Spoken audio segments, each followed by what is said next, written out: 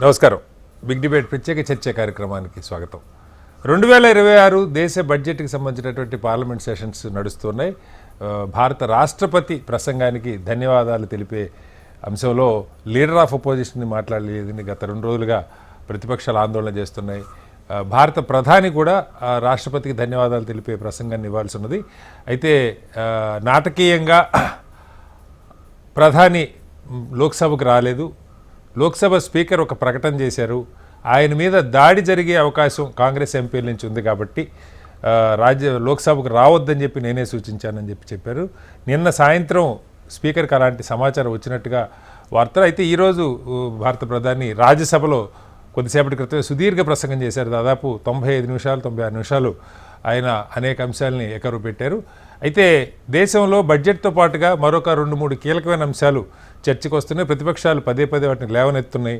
వాటికి సంబంధించి ఒకటి, మాజీ సైన్యాధ్యక్షులు నరవణే గారు రాసినటువంటి 4 స్టార్ పుస్తకంలో ప్రస్తావించినటువంటి కొన్ని అంశాలు, చైనాతో భారత్ యుద్ధం లాంటి వాతావరణం ఉన్న సమయంలో భారత ప్రధాని ఎలాంటి సంకేతాలు ఇవ్వలేదు, నిర్ణయాలు మమ్మల్ని తీసుకోమని మాకే వదిలేశారని ఆయన చాలా ఘాటైన వ్యాఖ్యలు చేశారు. అలాగే అమెరికాతో జరుగుతున్న డీల్లో వ్యాపార ఒప్పందంలో అనేక లోపాలు ఉన్నాయి. భారత ప్రభుత్వం నుంచి ఒక స్పష్టత కావాలని ప్రతిపక్షాలు డిమాండ్ చేస్తూ ఉన్నాయి. మూడవది, యూఈసీ గైడ్లైన్ సంబంధించి ఉత్తర భారతంలో అగ్రవర్గాల నుంచి, ముఖ్యంగా బీజేపీ అనుకూల వర్గాల నుంచి భారీగా నిరసన ప్రదర్శనలు జరుగుతున్నాయి. ఈ 3 అంశాలు ప్రతిపక్షాలు లేవనెత్తాలనుకున్న సమయంలో వీటికి అవకాశం లేకుండా భారత ప్రధాని రాజ్యసభలో మాట్లాడారు. నిజంగా ప్రధాని మీద దాడి చేసే పరిస్థితులు ఏర్పడ్డాయా, వాళ్ళ మీద చర్యలు తీసుకున్నారా, ప్రధాని ఎందుకు లోక్సభలో మాట్లాడలేదన్న అంశాల మీద ఇవాళ బిగ్ డిబేట్లో ప్రత్యేకమైన చర్చ చెప్పాం. చర్చలో మనతో పాటు ఆంజనేయ రెడ్డి గారు, భారతీయ జనతా పార్టీ సీనియర్ నాయకులు మనతో ఉన్నారు. అలాగే పెద్దపాటి పుల్లారావు గారు, సీనియర్ రాజకీయ విశ్లేషకులు ఉన్నారు. జూలకంటి రంగారెడ్డి గారు, మాజీ ఎమ్మెల్యే, సిపిఎం పార్టీ సీనియర్ నాయకులు ఉన్నారు. అలాగే అంబటి రామకృష్ణ గారు, కాంగ్రెస్ పార్టీ అధికార ప్రతినిధి కూడా ఉన్నారు. ముందుగా పుల్లారావు గారు నమస్కారం. చాలా రోజుల తర్వాత మామూలుగా బహుశా నాకు తెలిసి ఇది ఫస్ట్ టైం అనుకుంటా, రాష్ట్రపతి ప్రసంగానికి ధన్యవాదాలు తెలిపే తీర్మానం మీద అటు లోక్సభలో ప్రతిపక్ష నాయకుడు మాట్లాడే అవకాశం రాలేదు, భారత ప్రధాని మాట్లాడలేదు.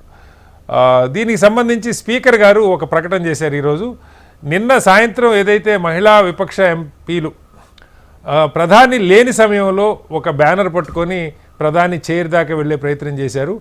నాకు కొంత సమాచారం ఉంది, ప్రధాని వస్తే సభకి ఆయన మీద దాడికి కాంగ్రెస్ ఎంపీలు చాలా కుట్రపన్ని ఉన్నారు కాబట్టి ఆయన రావద్దని సూచించాను, అందుకే ప్రధాని రాలేదు, లోక్సభలో రాష్ట్రపతి ప్రసంగానికి ధన్యవాదాలలో ఆయన మాట్లాడలేదని. మీకేమనిపిస్తుంది? Most unfortunate. మనం వీళ్ళు తప్పు వాళ్ళు తప్పు చేసేది ఒక 40 నిమిషాలు టైం చాలదు, రీసెర్చ్ కూడా లేదు. అది మోస్ట్ అన్ఫార్చునేట్. ఇక రాష్ట్రంలో అవనాయండి, సెంటర్లో అవనాయండి, అపోజిషన్ గవర్నమెంట్ కలిసి పనిచేయాలి. ఇది మనం ప్రిజనర్స్ అయిపోయాం ప్రజలు. ఎందుకంటే ఇతర దేశాల్లో పార్టీస్ కి ముఖ్యత లేదు పొలిటికల్ స్పెక్ట్రమ్ లో. అంటే వ్యక్తులు అమెరికాలో వస్తే ట్రంప్ పోయాక ఇంకోటి పార్టీలు అలాగే వెళ్ళిపోతూ ఉంటాయి. ఉదాహరణ చెప్తున్నా, ఇంకో చోట కొన్ని దేశాల్లో ఒకసారి తగ్గిపోయాక మళ్ళీ వచ్చేది సీన్ లోకి పాలిటిక్స్. ఇక్కడ అలా కాదు కదా, కంటిన్యూ అవుతారు 40-50 సంవత్సరాలు. దాంతో పాటు మన ఎలక్షన్ సిస్టమ్ ఏంటంటే పొలిటికల్ పార్టీస్ ని రికగ్నైజ్ చేస్తారు. రిజిస్టర్డ్ కంపెనీస్ లాగా ఒక జాయింట్ స్టాక్ కంపెనీ ఎలాగా సార్. ఒకటి పుల్లారావు గారు, అంటే హౌస్లో కొద్దిసేపటి క్రితం రాజ్యసభలో ప్రధాని మాట్లాడిన దానిలో చాలా గంభీరమైన వ్యాఖ్యలు చేశారు. ఆయన నా చావు కోరుకుంటున్నాయి ప్రతిపక్షాలు అని కూడా మాట్లాడారు. గతంలో మీకు గుర్తుంటే 2019 పార్లమెంట్ ఎన్నికల ముందు కూడా సుపారీ ఇచ్చారు నా హత్యకి అని చెప్పి ప్రధానే చెప్పారు. ఆ తర్వాత అది ఏమైందో మనకు తెలియదు. ఇవాళ దేశమంతా సహజంగా బడ్జెట్ మీద చర్చ ఉంటుంది. దాంతోపాటు అమెరికాతో అతిపెద్ద డీల్ అని చెప్పి ప్రధానికి బీజేపీ పార్లమెంటు బోర్డు సన్మానం చేశారు. ఈ శతాబ్దంలోనే అతిపెద్ద సక్సెస్ఫుల్ డీల్ అని ప్రధాని చెప్పారు. అమెరికా నుంచి పుంకాలుగా వాళ్ళ నాయకులు ప్రకటనలు ఇస్తూ ఉన్నారు పత్రికల్లో. వ్యవసాయ ప్రోడక్ట్స్ కూడా ఉన్నాయి, 99% మీద 0 ట్యాక్సు, రష్యా నుంచి ఆయిల్ కొనబోట్లేదు భారత్ అని చెప్పి వాళ్ళు ప్రకటనలు ఇస్తూ ఉన్నారు. మన ప్రభుత్వం నుంచి ఇంతవరకు సంతకం కాలేదని చెప్పి చెప్తూ ఉన్నారు. సంతకం కాని దానికి సన్మానం ఎందుకు జరిగిందో అర్థం కాదు. వీటన్నిటి మీద ప్రతిపక్షాలు ప్రశ్నించాలనుకున్నప్పుడు ప్రధాని మీద దాడి జరిగే ఒక కుట్ర జరిగిందని స్పీకర్ ప్రకటించడం, ప్రధాని లోక్సభకి రాకపోవటం, గతంలో అలాంటిది ఒక ప్రకటన జరిగిన తర్వాత ఏం జరిగిందో తెలియకపోవటం మీకేమనిపిస్తుంది? ఏమనిపిస్తుంది, ఇది కొత్తగా అనిపిస్తుందేమో మీకు. బూతులు తిట్టుకోవటం లేకపోతే వ్యవహారం చేయటం మీకు పాపం టీవీ చూడలేదా, మీరు న్యూస్ పేపర్ చదవట్లేదా? చెప్పండి. మీరే మీ షో చూసుకుంటారేమో, మిగతా చూడలేదేమో అనుకుంటున్నాను నేను. ఓకే. ఇదంతా ఒక టెండెన్సీ దేశంలో ఉన్నదని చెప్తున్నాను కదా. పాలిటిక్స్ కి అతి ముఖ్యత, అతి వ్యవహారం, ఏదైనా చేయొచ్చు, పదవులు వస్తే ఏదైనా మనం లాభించవచ్చు అని పార్టీ. నేను ఈ పార్టీ ఆ పార్టీ అని చెప్పి I don't want get into any dialogues. అది వల్ల ఒకటి. రెండోది, తప్పకుండా నేను ఒక్క పని మాత్రం నేను అనుకుంటా, అధికారంలో ఉన్న వాళ్ళే అడ్జస్ట్ అవ్వాలి. ఏది ఆ ఈగోస్, అపోజిషన్ ఈగోస్ కి మ్యాచ్ చేసుకోవాలి, తప్పదు. ఇప్పుడు మీరు ముఖ్యమంత్రిగా ఇక్కడ ఏ ముఖ్యమంత్రి ఎక్కడ ఉండినా అడ్జస్ట్ అవ్వాలి. అపోజిషన్ లీడర్స్ కావాల్సిన మర్యాద ఇచ్చేసి నీ పని చేసుకో. వాళ్ళకి మర్యాద ఇస్తే అది, ఫర్ ఎగ్జాంపుల్ ఆ జనరల్ బుక్ రాశాడు. ఎందుకు రాశాడు? అతను క్విట్ చేసే టైంలో కొద్దిగా చేదు వచ్చింది. మీరు అబ్జర్వ్ చేసి ఉండరు, ఎందుకంటే మీకు అవసరం లేదు. కొద్దిగా చేదు వచ్చింది. ఎందుకు వచ్చింది నాకు తెలియదు. ఎవరితో, ఆయన కొలీగ్స్ తో వచ్చిందా, ఆయన టెండెన్సీ ఎలా ఉన్నదా, తత్వం అలాంటి మనిషి, చేదు వచ్చింది. అనుసాంగగా వెళ్ళిపోయాడు. అంటే పెద్ద పాటలతో వెళ్ళిపోలేదు ఆయన. బుక్ రాశాడు, బుక్ వచ్చింది. అది ఇలా మాట్లాడితే ఏమవుతుంది? ఎగ్జాక్ట్లీ అదే అందరూ అనుకుంటారు, ఏదో అంటారు, ఓహో అలాగా ఇలాగా బాగా చెప్పారు, అయిపోయింది. అంటే ఆ పుస్తక ప్రచురణకి కూడా భారత ప్రభుత్వం అనుమతి అక్కడ నేను తప్పు చేశారు అనుకుంటాను. తప్పకుండా వదిలేయాలి. మాట్లాడతాడు, మాట్లాడుకోబ్బా, ఎంత బాగా మాట్లాడుతున్నారు స్ట్రాటజీ మీద, వెరీ హ్యాపీ అని చెప్పేసి పంపించాను. అది ఎక్కడ, అదేదో ఎవరో బుక్ రాస్తే నువ్వు అంత పడక్కర్లేదు, అంత సెన్సిటివ్ గా శశి థరూర్ అన్నట్టుగా అంత సెన్సిటివ్ గా ఉండక్కర్లేదు అన్నాడు. మాట్లాడిన ఏమవుతుంది? ప్రజలు జ్ఞాపకం పెట్టుకుని ఓటింగ్కి వెళ్ళి దాని గురించి చేస్తారా? చేయరు కదా. సో అక్కడ ఒకటి. రెండోది, అపోజిషన్ కూడా కేర్ఫుల్ గా డీల్ చేయాలి. ఈవేళ వచ్చింది ఏంటంటే వాళ్ళు డీల్ చేయాలి, కేర్ఫుల్ గా డీల్ చేయాలి.